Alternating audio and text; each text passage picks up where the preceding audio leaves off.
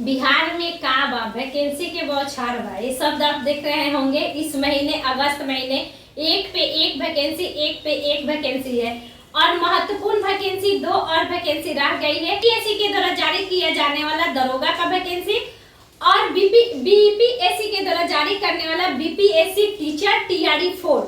आपको ये दोनों इसी महीने तक यानी सितंबर तक आप लोगों का मिड सितंबर तक नोटिफिकेशन सारे आ जाएंगे, क्योंकि आचार संहिता भी लगने वाला है। चलिए अब हम बात करते हैं कि आगे आने वाली वैकेंसी, छोटी छोटी भी वैकेंसियां कुछ आप लोगों को मिलेगी। देखिए दोस्त, एईडीओ वाला जो बात है यानी सहायक शिक्षा विकास पदाधिकारी, असिस्टेंट एजुकेशन डेवलपमेंट ऑफिसर, इसकी वैकेंसी आई है। इसमें कुछ क्वेश्चंस डाउट लोगों ने पूछा है कमेंट्स बॉक्स में, तो मैं वो उसका पेमेंट 22,200 से स्टार्ट हो रहा है। और यह दोस्तों एक तरह से देखा जाए तो लगभग सारे अलाउंस जोड़ जाड़ के लगभग में समझिए 50 तो नहीं जाएगा, लेकिन उतना। तो इसका पेमेंट के बारे में लोग पूछा तो पेमेंट में बता दी, क्योंकि यहाँ ये है मूल वेतन, और मूल वेतन का जब इसका आपका 53% डीए मिलेगा, यानी लगभग 14,000, यानी 30,000 प्लस 14,000 44,000। इसके अलावा आपको अलाउंस मिलता है तो 50 के करीब में चला जाएगा। ठीक, टीचर के कोई लेवल नहीं है। जो बीपीएससी टीचर 1, टीचर 2, टीआरई 1 वाला आया, उन लोग का कोई लेवल नहीं है। उन लोग का पेमेंट है 40 प्लस, लेकिन यह पेमेंट 50 के करीब में जाएगा। और यह बहुत अच्छी पद है, ये प्रमोशनल है, क्योंकि आप एक नोटिफिकेशन देखे होंगे कि 10 लगभग ग्राम पंचायत पर यानी लगभग एक प्रखंड स्तर पर कहिए तो इनकी नियुक्ति होनी था, लेकिन अब ग्राम पंचायत वैकेंसी है, अच्छी खासी वैकेंसी है, कोई कम वैकेंसी नहीं है दोस्त। बहुत बिना बीएड का वैकेंसी है। पहले यह बीएड पर आता था और यह सिलेबस देखिए दोस्तों, बीपीएससी भले ही लिया है, बीपीएससी वैकेंसी जारी की, बीपीएससी वैकेंसी जारी करने के बाद यह पदाधिकारी शब्द जो लगा है, इसलिए लगा है कि यह प्रमोशनल पोस्ट है और आपको प्रमोशन बहुत जल्द होगा, इतना याद रखिए। और यह एक तरह का समझिए कि अभी जो टीचर का डीओ यानी डिस्ट्रिक्ट एजुकेशन डेवलपमेंट ऑफिसर जो लोग हैं, लेवल 6 में प्रमोशन होता है, उसके बाद डीओ बनता है, मतलब डी बनता है दोस्तों, डिस्ट्रिक्ट एजुकेशन ऑफिसर। ना ही इकोनॉमिक्स अनर्थ, ना ही मैथ, किसी प्रकार की कोई यहाँ कंडीशन नहीं है। आप अगर ग्रेजुएशन किए हैं, सामान्य ग्रेजुएशन तो फॉर्म भरिए, ना ही बीएड की डिग्री है।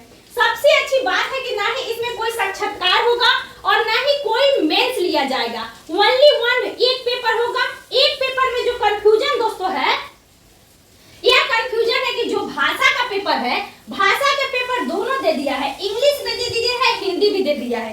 इंग्लिश में 30 अंक का और हिंदी में 70 अंक का, टोटल मिला के 100 अंक हो गया। दोनों में मिलाकर दोस्तों हमको 30% लाना है, 30%, यानी इसमें जैसे कि 30 का आप 30% कीजिएगा तो दोस्तों 9 अंक होगा, और इसका 70 का 30% कीजिएगा दोस्तों तो 21 होगा, टोटल मिला के 30 हो गया। यानी इसमें भी 9, यानी 30 में आपको इंग्लिश में 9 सही करना है और 70 में आपको 30 सही करना है। एक है कि इसमें निगेटिव मार्किंग है 1/3। यह ऑब्जेक्टिव एग्जाम होगा, तो ऑब्जेक्टिव एग्जाम होगा तो आप लहाइएगा नहीं, बहुत कम लहाइएगा, यह तैयारी पर डिपेंड करेगा, सिलेबस कोई हार्ड नहीं है। और है दोस्तों अध्ययन, समान अध्ययन में जीके, यानी एक जगह सामान्य विज्ञान लिखा है और उसके बाद मतलब जीके जीएस है। तो जीके में आप लोग जानते हैं कि वहाँ हिस्ट्री, पॉलिटी, ज्योग्राफी, और इसमें देखिए यह बीपीएससी के द्वारा ले रहा है। तो एक चीज दिमाग में बैठा लिए कि सबसे ज्यादा आपको फोकस करना है बीपीएससी के द्वारा बिहार की तरफ अग्रसर होना।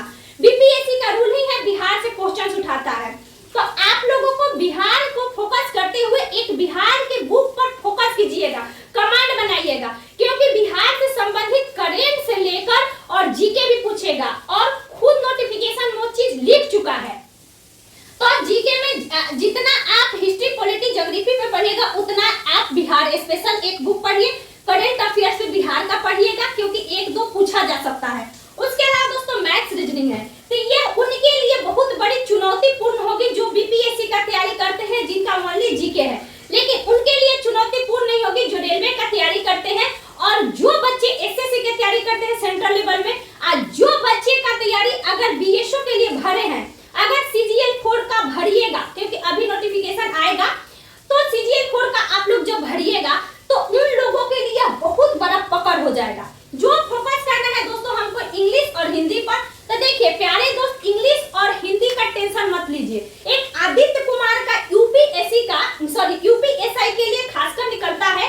हिंदी के लिए मैं वो बुक भी बताऊंगी, आप हिंदी को वहां से पढ़ सकते हैं। हिंदी जो भी आपका सिलेबस है उसको तैयार कर सकते हैं, क्योंकि सिलेबस डाला नहीं गया है कि हिंदी में क्या पढ़ना है। तो मैं अपने स्तर से पता करके अगर आता है तो सही है, नहीं तो आप लोगों को हिंदी और इंग्लिश के लिए अभी टेंशन नहीं लेना है। लोग क्वेश्चन पूछे कि कहाँ से पढ़े, तो पढ़ने के लिए बहुत सारे तरीके हैं, क्योंकि इंग्लिश में ओनली 9 अंक लगाना है, लेकिन इसका भी तो सिलेबस होना चाहिए कि क्या पूछेगा, नाउन प्रोनाउन एडवर्ब ज्यादा पूछेगा कि ऐसे पूछेगा कि क्या पूछेगा। तो इसका सिलेबस नहीं है, आप लोग थोड़ा धैर्य रखिए, समय दीजिए, आयोग को भी कुछ ना कुछ जरूर जारी करेगा। इसमें सभी को 100 रुपया ही फी है, चाहे वो जनरल हो, एससी एसटी हो, क्योंकि बिहार में कोई भी फॉर्म भरिए 100 रुपया ही लगेगा। चाहे दिव्यांग हो और दूसरे स्टेट का भी लोगों का जो होगा, उन लोगों का लिखा नहीं गया है, लेकिन दूसरे स्टेट भी भरेंगे, हो शायद उन लोगों को भी 100 रुपया है। और दूसरा एक कंडीशन लिखा है दोस्तों कि 200 रुपया जिनका आधार लिंक नहीं है उनको बायोमेट्रिक के लिए एक समझिए तो चार्ज लगाया जा रहा है, उनको एडवांस मिलेगा। आप लोग जितना क्वेश्चन पूछे, एक लड़का पूछा है कि क्या इसका जो स्थानांतरण होगा वह मतलब जो हम लोग पदस्थापित होंगे क्या होम डिस्ट्रिक्ट में होंगे, तो मेरे प्यारे दोस्त होम डिस्ट्रिक्ट में नहीं होगा, क्योंकि होम डिस्ट्रिक्ट में बिल्कुल नहीं होगा। टीचर के तहत होम डिस्ट्रिक्ट में पहले होता था, लेकिन आने वाले समय में या तो टीचर को होम डिस्ट्रिक्ट कर देगा और नहीं तो अन्य डिस्ट्रिक्ट देगा। तो मैं इस पे टिप्पणी नहीं करूंगी, बट समझिए कि नहीं के बराबर है। क्या है? क्योंकि यह प्रखंड लेवल पर है और यह पदाधिकारी का पोस्ट है, एक तरह का फील्ड में पदाधिकारी के कार्य जैसे बीपीएससी आयोग के द्वारा चयन में जो कंबाइन तरह से होता है उसी तरह ये होगा। आगे दोस्त पूछ रहे थे लोग कि मैम ऑब्जेक्टिव का कुछ क्वेश्चंस बताइए कैसे पूछा जाता है।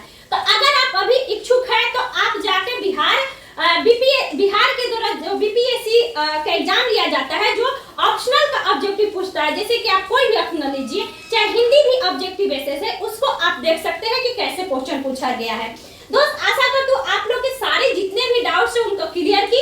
अगर किसी प्रकार डाउट है तो प्लीज आप कमेंट्स बॉक्स में लीजिएगा। इसमें एज लिमिट दोस्तों 21/8/2025 है। पहले भी वैकेंसी में वही लिमिटेशन थी, आने वाले वैकेंसी में भी वही होगी, यानी आप 2004 के पहले अगर आपका डेट ऑफ बर्थ है तभी आप भरिएगा, यानी 1/8/2004 के पहले। तो आपका जानते होंगे मिनिमम 21 वर्ष है एज। और दोस्तों यह 27 तारीख से फॉर्म स्टार्ट होगा, 27/8 से, और 26 नवंबर तक यह फॉर्म का फिलअप होगा। ये आप लोग को जानकारी प्राप्त है, लेकिन जो कंफ्यूजन इसके लिए था इस पे वीडियो है।